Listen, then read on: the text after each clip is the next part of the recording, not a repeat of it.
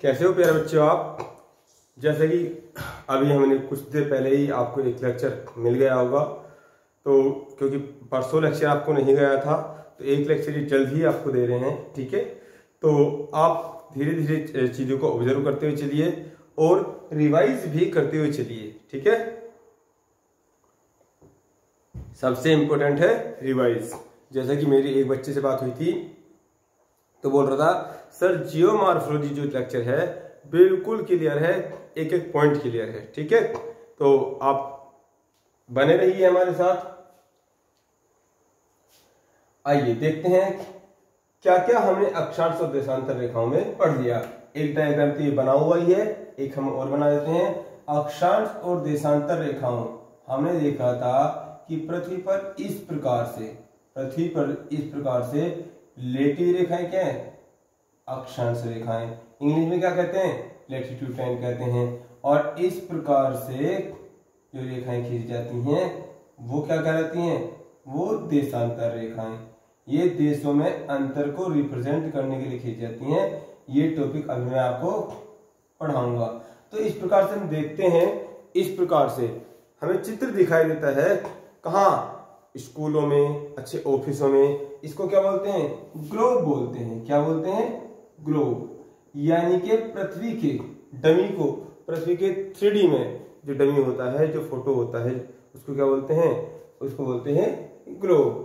तो लेटिव रेखाएं क्या है, अक्षांश रेखाएं। और लंबी जो रेखाएं हैं वो क्या है, वो है देशांतर रेखाएं। इंग्लिश में इसे लॉन्गिट्यूड लाइन बोलते हैं, इसे क्या बोलते हैं, देशांतर रेखाएं बोलते हैं। फिर हमने बताया था आपको कि टॉपिक लगवा दिया अक्षांश रेखा। तो अक्षांश रेखा में ये लेटिव सबसे पहले रेखा जो मैंने खींची, इसके बीचों बीच खींची पृथ्वी पे, तो 0 नंबर की रेखा है। इसने इस गोल सी चीज को, भू को 2 भागों में बांट दिया है। एक ये ऊपर का भाग है, एक ही क्या है, नीचे का भाग है। तो ऊपर के भाग को उत्तर कहते हैं, नीचे के भाग को दक्षिण कहते हैं। तो ये गोले का आधा भाग है गोलार्ध, तो ये उत्तरी गोलार्ध हुआ और ये दक्षिणी गोलार्ध हुआ। ठीक है, फिर अगली जो चीज हमने पढ़ी थी, अगली चीज हमने क्या पढ़ी थी, अगली चीजों को हमने पढ़ा था कि यदि अक्षांश रेखाओं की परिभाषा निकाली जाए, अक्षांश रेखाओं की परिभाषा निकाली जाए, तो इस गोल सी जो चीज है, मतलब ये 0 नंबर की जो रेखा है, इससे यदि परिधि पर एक कोण खींचा जाए तो वो जितने डिग्री का हम कोण खींच देंगे, यदि 5 डिग्री का कोण खींच देंगे और पूर्व से पश्चिम की ओर को चलेंगे तो ये 5वीं अक्षांश रेखा हो जाएगी। ठीक है, तो अक्षांश रेखाओं की परिभाषा क्या निकल के आती है, यहाँ से अक्षांश रेखाओं की परिभाषा निकल के आती है कि पृथ्वी के, जो पृथ्वी है, पृथ्वी हमने पृथ्वी पर जो एक रेखा खींची है, कौन सी, भूमध्य रेखा। तो भूमध्य रेखा के केंद्र से परिधि पर आंतरिक कोण अर्थात कोणीय दूरी क्या कहलाती है, वो कहलाती है अक्षांश रेखाएं। अब कुल अक्षांश रेखाएं कितनी हो सकती हैं, क्योंकि यहाँ पर है 90 डिग्री तक एंगल बना सकते हैं, लेकिन 90 डिग्री एंगल जब हम बनाएंगे वो केवल एक बिंदु ही लगा पाएंगे। तो इसलिए कुल अक्षांश रेखाएं कितनी हो सकती हैं भाई, ये क्या हो सकती है, 89 ऊपर हो सकती है, या बिंदु लगाए थे 90, तो 90 ऊपर 90 नीचे और बीच में एक, टोटल हो गया 181। कितना, 181 अक्षांश रेखा। या ऑप्शन हो सकता है 179। अरे यदि बिंदु वाली चीज छोड़ देंगे तो क्या सीधा देगा ऑप्शन में, वो देगा 179, और यदि बिंदु को लगा के दे रहा है तो 189। तो कुल अक्षांश रेखा हमारा बात भी क्लियर। अब इसमें बात आती है मुख्य अक्षांश रेखाएं कौन कौन सी होती हैं। तो मुख्य अक्षांश रेखाओं में हमने बताया था कि मुख्य अक्षांश रेखाओं के एक तो यही है 0 नंबर की रेखा, एक 23.5वीं अक्षांश रेखा ऊपर और 23.5वीं अक्षांश रेखा नीचे। तो इसे क्या कहा, कर्क रेखा। ठीक है, ये 23.5वीं है और क्या है, ये 23.5वीं नीचे है। ठीक है, मकर रेखा। और एक ऊपर हमने बताया था 66.5वीं, कितना, 66.5वीं अक्षांश रेखा ऊपर और 66.5वीं अक्षांश रेखा नीचे। इतनी बात हमने आपको बताई थी। इसको अंटार्कटिक व्रत कहा था, इसको आर्कटिक व्रत कहा था, इसको अर्कटिक व्रत कहा था। अब कौन सी रेखा है, कौन सी व्रत है, अरे सभी क्या है, सभी ये वृत्त ही हैं। पृथ्वी है, पृथ्वी का आकार कैसे बताया था, डिवाइड शेप बताया था भाई। मान करते हैं ये गिलास है, क्या है, गिलास है। और पृथ्वी भी लगभग क्या होती है, गोल होती है। लेकिन हमने बताया था इसका आकार कैसा है, डिवाइड शेप है। ऊपर से गेंद की भांति मान लीजिए, ऊपर से क्या है, छोटी है और नीचे से क्या छोटी है, लेकिन बीच में चौड़ाई ज्यादा है, ठीक है, लेकिन है तो लगभग गोल सी। अब यदि हमने 0 नंबर की रेखा खींच दी तो बीच में तो खींचेंगे, जब बीच में खींचेंगे हम तो क्या है, वो ऐसे थोड़ी खींचेगी, वो तो ऐसे खींचेगी। तो ये वृत्ति तो हुआ। अब यहाँ पर क्या करें, 66.5 जो है उसे क्या बोलते हैं, आर्कटिक वेव बोलते हैं, इसे अंटार्कटिक वेव बोलते हैं। तो क्या 23.5वीं अक्षांश रेखा को भी हम वृत्त बोल सकते हैं। तो हाँ, 23.5वां अक्षांश वृत्त भी बोल सकते हैं, इसको 23.5वां वृत्त भी बोलते हैं। लेकिन क्योंकि सूर्य का प्रकाश डायरेक्ट परपेंडिकुलर यहीं पर पड़ता है, तो इसलिए इस नाम ने इसको स्पेशल भी नाम दिया हुआ है कर्क रेखा। और नीचे वाली रेखा, अरे नीचे क्या होता है, नीचे दफनाया जाता है, जमीन के नीचे दफनाया जाता है। तो जैसे मैं से मकर और मैं से मरने के पश्चात दफनाया जाता है, दफनाया ही जाता है। हिंदू धर्म में भी दफनाया जाता है और इस्लाम धर्म में भी दफनाया जाता है। हिंदू धर्म में नवजात शिशु को दफनाते हैं कहाँ, नीचे, जमीन के नीचे। तो मैं से मरना और मैं से मकर, तो जमीन के नीचे दफनाना मकर रेखा, ठीक है, नीचे वाली रेखा मकर रेखा। फिर अगला टॉपिक डलवाया था हमने क्या, मुख्य अक्षांश रेखाओं में कर्क और मकर रेखा। ये मुख्य अक्षांश रेखा क्यों है, इसको समझाने के लिए हमने बात बताई थी कि कर्क रेखा क्या है। कर्क रेखा 23.5वीं अक्षांश रेखा कहते हैं और मकर रेखा 23.5वीं अक्षांश रेखा कहते हैं साउथ गोलार्ध में, दक्षिणी गोलार्ध में। तो यहाँ पर क्या है, सूर्य की किरणें लगातार पड़ती रहती हैं और सूर्य यहीं पर विचरण करता रहता है। तो उसके बाद हमने टॉपिक डलवाया था कर्क रेखा। क्या डलवाया था, कर्क रेखा। तो कर्क रेखा क्या है, कर्क रेखा में जैसी सूर्य की किरणें पड़ती हैं तो इस पर पड़ने के पश्चात वो क्या होती है, वो नीचे की तरफ टर्न हो जाती है, यानी कि 0 डिग्री से नीचे जाने पर उसको क्या बोलते हैं, दक्षिणी गोलार्ध में हो जाती है, तो सूर्य का दक्षिणायन होना। और जैसी ऊपर की तरफ आती है तो बोलते हैं सूर्य का उत्तरायण होना। तो जैसे ही यहाँ पर कर्क रेखा को टच करती है तो ये उस समय उत्तरी गोलार्ध का क्या होता है, सबसे बड़ा दिन कहा जाता है, सबसे बड़ा दिन कहा जाता है। और तारीख होती है 21 तारीख। इसे कर्क संक्रांति के नाम से भी भूगोल में जाना जाता है, ठीक है। और जैसे ही दक्षिणी गोलार्ध में सूर्य मकर रेखा को टच करेगा, 23.5वीं अक्षांश रेखा को टच करेगा, तो ये क्या होगा, ये होती है 22 दिसंबर की डेट। लेकिन यदि, और ये होगा दक्षिणी गोलार्ध का सबसे बड़ा दिन। लेकिन यदि देखा जाए कि उत्तरी गोलार्ध का सबसे छोटा दिन कौन सा होगा, अरे जब क्या होगा, जब आपका क्या होगा, जब सूर्य, मान लो ये वाला पोर्शन है, जहां मैं लिख देता हूं भाई, ये वाला पोर्शन है, अब मैंने यहां पे लिख दिया आई इंडिया। तो ये वाला पोर्शन क्या है, सन के सामने है। लेकिन क्या है, जैसे ही क्या हो जाता है, ये टर्न हो जाता है, मेरी तरफ आ जाता है, ये मेरी तरफ आ जाता है, टर्न हो जाता है। तो क्या होगा, यहां पर तो अंधेरा है, यहां पर क्या है, अंधेरा है। तो यहां पर क्या होगा, 22 दिसंबर के दिन, 22 दिसंबर में, दिसंबर के महीने में हमारे यहाँ कहाँ होती है, हमारे यहाँ तो सर्दी होती है, तो सूर्य के दर्शन भी नहीं होते। तो उस समय क्या होता है, उस समय पर हमारे उत्तरी गोलार्ध का सबसे छोटा दिन होता है। क्योंकि अक्षांश और देशांतर रेखाओं के मध्य यदि भारत को देखा जाए तो कहाँ बैठता है, उत्तरी गोलार्ध में। कहाँ बैठता है, उत्तरी गोलार्ध में। मुख्य अक्षांश रेखाएं हम कर रहे हैं, इसी में हम जानेंगे भारत की स्थिति के विषय में, उसमें बहुत सारी बातें आपको क्लियर होंगी। चलिए आइए आज का लेक्चर स्टार्ट करते हैं। मुख्य अक्षांश रेखा में और कौन सी मुख्य अक्षांश रेखा है, चलिए इसी को क्लियर कर लेते हैं। सबसे पहले टॉपिक डालेंगे इसमें, अच्छा मुख्य अक्षांश रेखा में आपने क्या देखा था, आपने देखा था, अगला डालिए आर्कटिक, अगला मुख्य अक्षांश रेखा में डालिए आर्कटिक, ये वाला है ना, डायग्राम बना लीजिए मुख्य अक्षांश रेखाएं, ठीक है। और पहला डाल लीजिए आर्कटिक और अंटार्कटिक वृत्त, आर्कटिक और अंटार्कटिक वृत्त, ये 66.5वीं अक्षांश रेखा या 66.5, इसको बोलते हैं आर्कटिक वृत्त भी, है ना, आर्कटिक वृत्त। इसको भी डाल लीजिए 66.5 और इसे क्या डालेंगे एस, ये एन है ना, 66.5वीं या अंटार्कटिका वृत्त, अंटार्कटिका वृत्त। देखिए पृथ्वी का कई बार चित्र आपने ऐसे बना हुआ देखा होगा। ये क्या है, ये उत्तरी गोलार्ध है, इसे क्या बोलते हैं नॉर्थ पोल, इसे क्या बोलते हैं साउथ पोल। ठीक है, ये उत्तरी गोलार्ध है, उत्तरी ध्रुव क्या है, उत्तरी ध्रुव, और ये क्या है, ये दक्षिणी ध्रुव, ये क्या है दक्षिणी ध्रुव। ये यहीं से तो स्टार्ट होता है, यही तो है 66.5, यही तो है 66.5। तो लिखेंगे, लिखा आपने हेडिंग आर्कटिक और अंटार्कटिक वृत्त। ठीक है, आप ये चित्र बना लेंगे, इसके बाद 0 नंबर तो आपका साथ साथ चलेगा ही, इसमें कोई शक की बात नहीं है।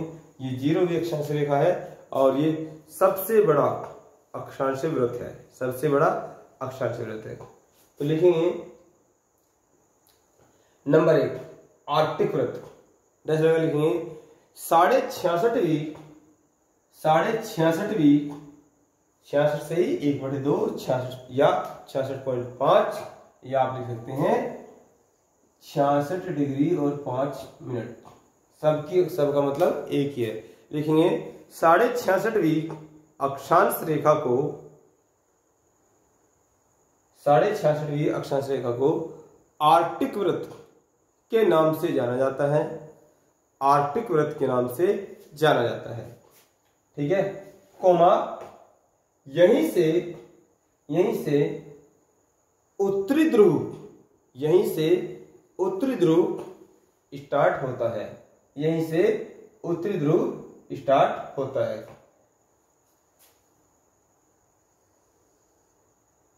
यहीं से उत्तरी ध्रुव स्टार्ट होता है।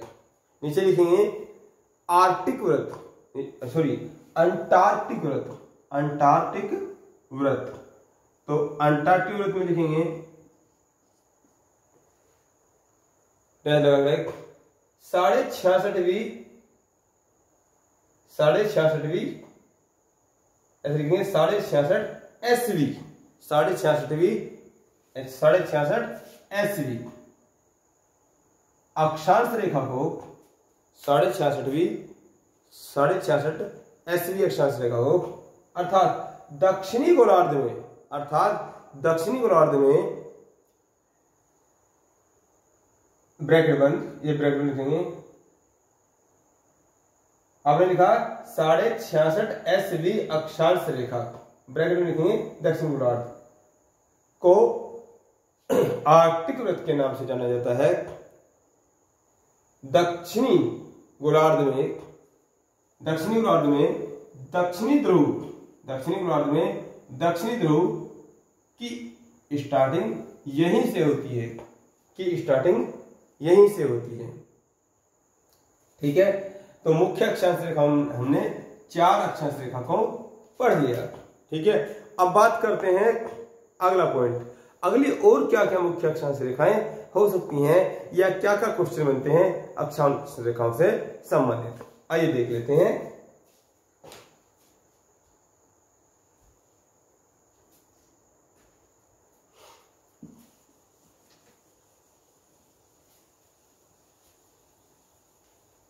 एक टॉपिक इसमें छोटा सा टॉपिक डालेंगे, कटिबंध।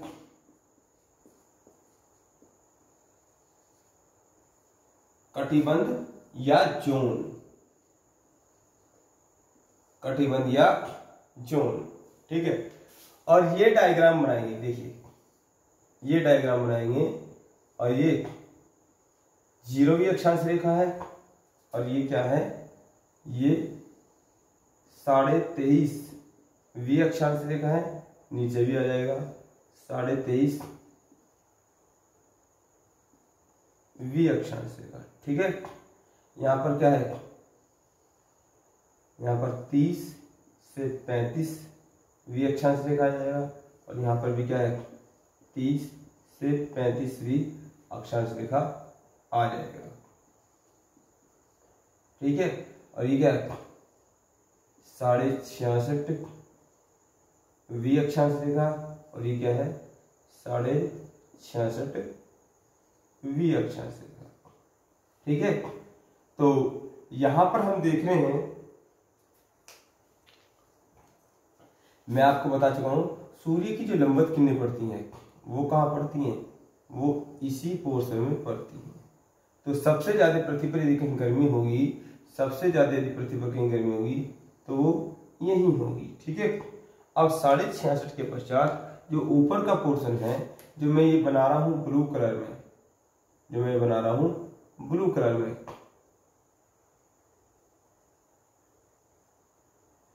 ठीक है, और इसके ऊपर जो हमने बनाया है ये ग्रीन कलर में, ये हमने क्रॉस लगा दिया है।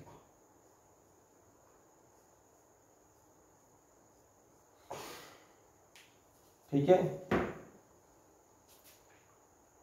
और ये हमने क्या कर दिया है, ये हमने ऊपर के पोर्शन को क्या कर दिया है, ये 0 0 लगा दिया है इसमें ऊपर के पोर्शन में। तो पूरी पृथ्वी को मैंने कैटेगराइज किया है अलग अलग पार्ट में। ठीक है, तो यहां से यहां पर क्या होता है, यहां पर गर्मी सबसे ज्यादा होगी, यहां पर गर्मी सबसे ज्यादा होगी, तो इसे बोलेंगे उष्ण कटिबंधीय क्षेत्र। उष्ण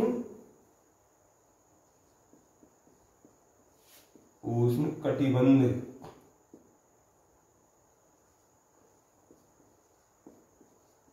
क्षेत्र। ये क्या होगा, ये ब्लू कलर वाला होगा उपोष्ण कटिबंध क्षेत्र, और ये ग्रीन कलर वाला क्या होगा, शीतोष्ण। ऊपर लिख दो नीचे लिख दो, बात एक ही, 0 डिग्री बीच में है, शीतोष्ण कटिबंध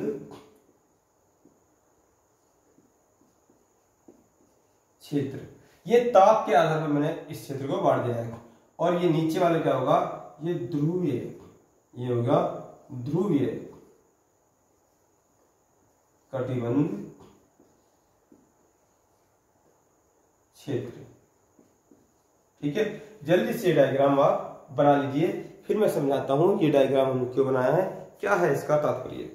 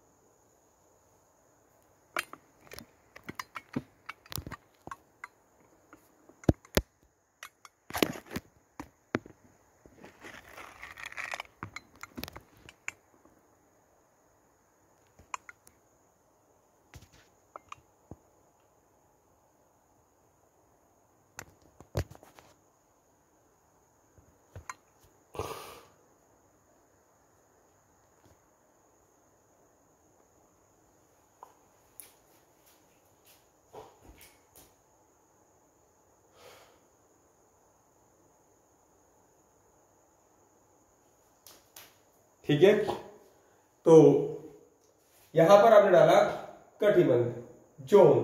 ठीक है, और आपने ये डायग्राम बना लिया। अब मैंने पहले जब अक्षांश रेखाएं आपको सिखाई थी तो अक्षांश रेखाओं में बताया था, दो अक्षांश रेखाओं के मध्य के क्षेत्र को क्या बोलते हैं, कटिबंध बोलते हैं। क्या बोलते हैं, कटिबंध बोलते हैं। और कटिबंध को क्या है, इंग्लिश में जोन बोलते हैं। ठीक है, तो ये अक्षांश रेखाओं के मध्य का क्षेत्र है।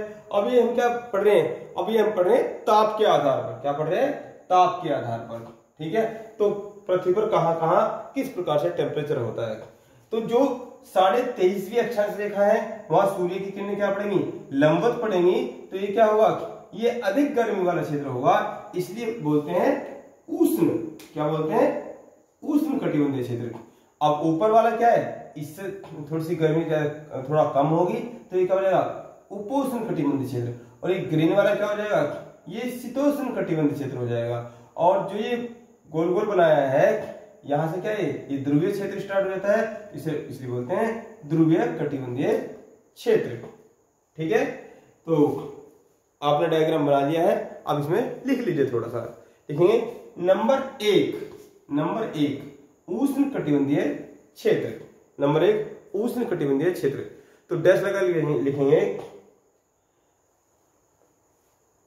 0 डिग्री या 0वीं अक्षांश रेखा के उत्तर और दक्षिण में समस्त क्षेत्र को उष्ण कटिबंधीय क्षेत्र कहते हैं। चूंकि सूर्य की लंबवत किरणें या प्रत्यक्ष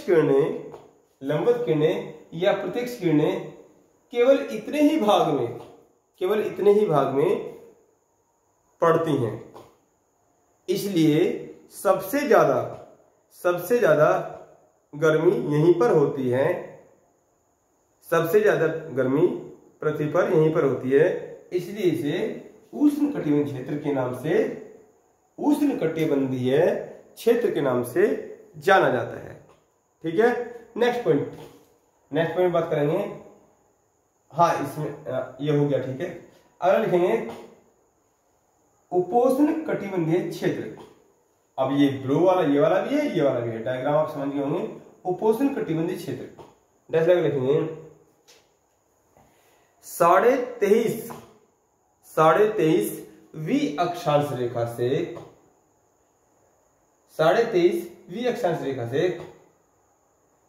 23/35 सॉरी 23.5वीं अक्षांश रेखा से 30/35 ऑब्लिक का डंडा ये होता है,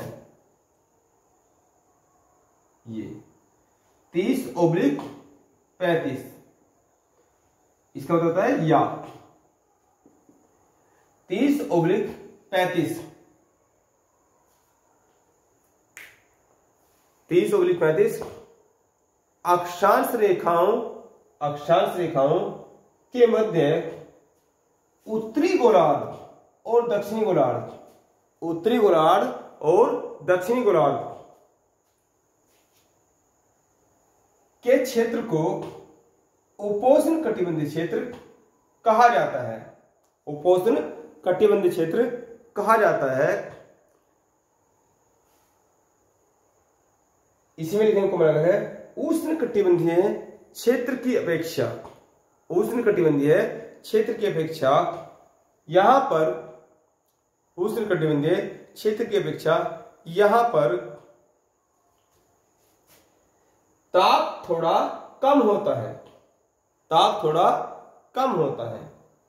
ठीक है, अगला पॉइंट लिखेंगे शीतोष्ण कटिबंधीय क्षेत्र लिखेंगे 30वीं अक्षांश रेखा से 66.5वीं अक्षांश रेखाओं के मध्य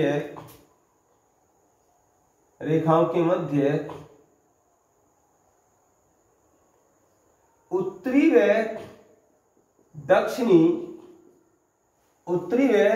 दक्षिणी गोलार्ध में जो क्षेत्र आता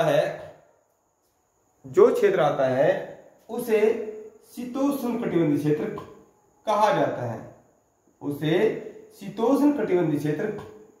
जाता है। इसमें सूर्य की किरणें तिरछी पड़ती हैं, इसी कारण यहां पर ताप कम होता है, इसी कारण ताप यहां पर कम होता है, ताप यहां पर कम होता है। अगला अपन लिखेंगे ध्रुवीय कटिबंधीय क्षेत्र, ध्रुवीय कटिबंधीय क्षेत्र डैश लगा लिखेंगे 66वीं अक्षांश रेखा से 90वीं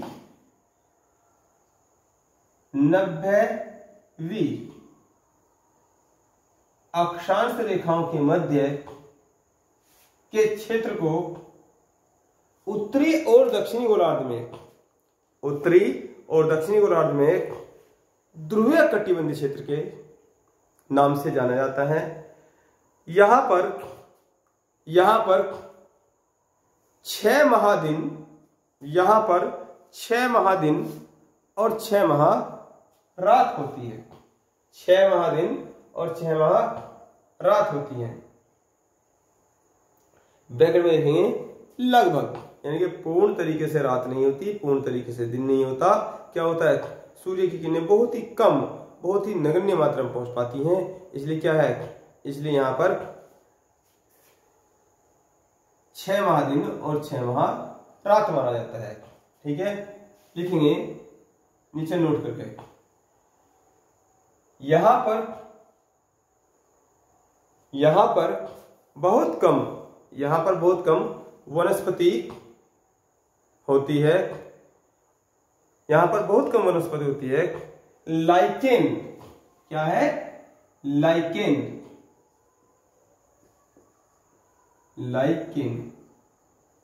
नाम की वनस्पति कहीं कहीं पर देखने को मिलती है। ठीक है, तो ये चित्र बना लिया होगा आपने, और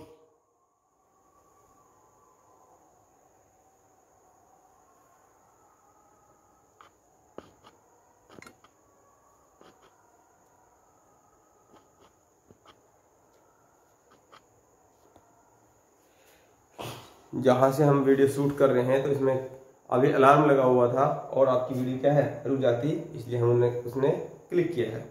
ठीक है, तो अक्षांश रेखाओं से संबंधित जो मुख्य बातें थी वो ये रही, और एक पॉइंट और बचता है यहाँ पर, उसे भी क्लियर कर लेते हैं। लिखेंगे टॉपिक अक्षांश रेखाओं के मध्य भारत की स्थिति। कई बार एग्जाम में आ चुका है, अक्षांश रेखाओं के मध्य भारत की स्थिति। देखिए ये क्या है, ये पृथ्वी है, ठीक है, ये पृथ्वी है, और ये क्या है, 0 डिग्री है। ये पोर्शन पता चल चुका है, ये उत्तरी गोलार्ध है, दक्षिणी गोलार्ध है। तो अक्षांश रेखाओं के मध्य भारत कहां से स्टार्ट होता है, अक्षांश रेखाओं के मध्य जो भारत है वो 6 डिग्री और 4 मिनट से स्टार्ट होता है। लेकिन रियल भारत की जो स्टार्टिंग है, रियल भारत की स्टार्टिंग क्या है, वो ये ब्लू कलर की लाइन, और ये क्या है, ये है 8 डिग्री 4 मिनट। कितना है, 8 डिग्री 4 मिनट। और जो अंत है वो कहाँ है, 37 डिग्री और 6 मिनट। तो अक्षांश रेखा के मध्य ये बन गया भारत।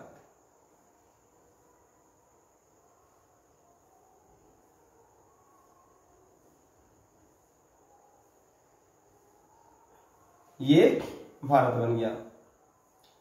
फिर ये वाला क्या है, ये यहां नीचे क्या है, यहां है हमारा क्या, यहां पर पड़ता है हमारा केंद्र शासित प्रदेश। ठीक है, इसे बोलते हैं लक्षद्वीप। क्या है, ये लक्षद्वीप है। कौन सा है, लक्षद्वीप। लक्षद्वीप नहीं, अंडमान निकोबार द्वीप समूह। ये है अंडमान निकोबार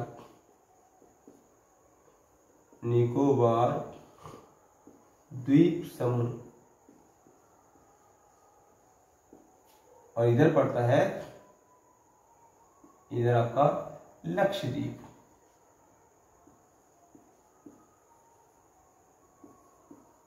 और ये हमारा क्या है, इंडिया। तो बना लीजिए डायग्राम।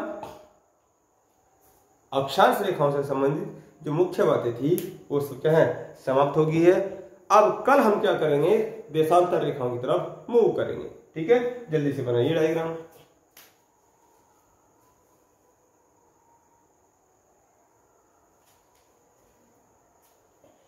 ठीक है, तो टॉपिक डाल लिया होगा इसमें आपने, अक्षांश रेखाओं के मध्य भारत की स्थिति। तो नीचे लिख लेंगे चित्र बनाने के पश्चात, स्क्रीनशॉट भी ले लेना, कोई दिक्कत नहीं है। तो नीचे लिखेंगे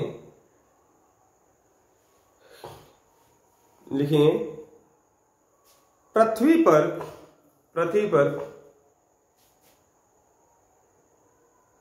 भारत उत्तरी गोलार्ध में स्थित है। पृथ्वी पर भारत उत्तरी गोलार्ध में स्थित है। पृथ्वी पर भारत उत्तरी गोलार्ध में स्थित है। भारत के केंद्र शासित प्रदेश, भारत के केंद्र शासित प्रदेश का प्रारंभ 6 डिग्री 4 मिनट, भारत के केंद्र शासित प्रदेश का प्रारंभ 6 डिग्री 4 मिनट से होता है। इसी पर भारत का सबसे अंतिम बिंदु, इसी पर भारत का सबसे अंतिम बिंदु इंदिरा पॉइंट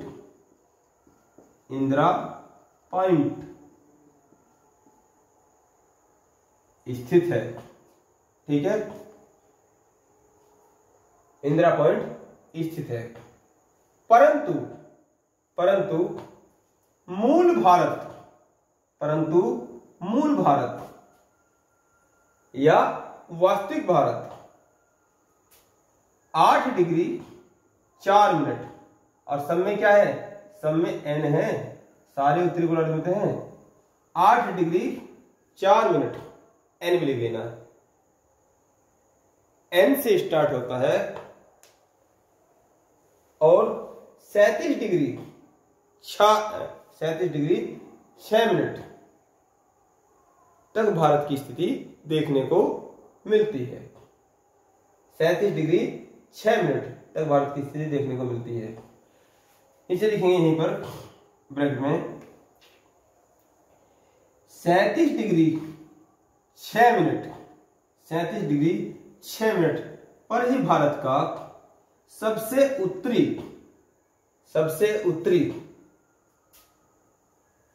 क्षेत्र त्रिभुजाकार आकृति में इंदिरा कोल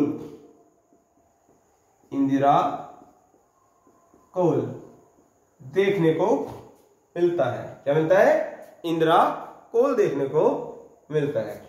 तो आज का लेक्चर यहीं पर समाप्त करेंगे। आज हमने आपको लेट नाइट एक लेक्चर दिया और ये अर्ली मॉर्निंग लेक्चर आपके पास आ रहा है, तो आप नोट्स को अच्छी तरीके से बना लीजिए। कोर्स की चिंता आप बिल्कुल मत कीजिए, पहले आप लाइन पे लगिए तो सही। और मैंने भी क्या है, मैंने भी ऑनलाइन सेल्फ मोड में आपको ये लेक्चर देना स्टार्ट किया है। तो कुछ टेक्निकल चीजें मैं भी सीख रहा हूं और धीरे धीरे आप भी ऑब्जर्व करते हुए चलिए। तो कोई समस्या आ रही हो तो हमें बता देना, लेकिन कंटिन्यूटी लगातार बने रहनी है। और क्या है, डेली का रिवीजन डेली करना है। एक ही मूल मंत्र सफलता का क्या है, वो है रिवीजन। जितनी बातें अभी तक क्लियर करा दी हैं वो आपके क्लियर होनी चाहिए। हालांकि वीडियो के जैसे चैप्टर समाप्त होता है तो मैं एक शॉर्ट वीडियो भी आपको बनाकर देता रहूंगा संपूर्ण चैप्टर की समरी के रूप में। ठीक है, तो जो मार्कोलॉजी में भी हमने दिया था और यहाँ पर देंगे, लेकिन आप डेली का कार्य डेली करते रहिए। ओके, धन्यवाद।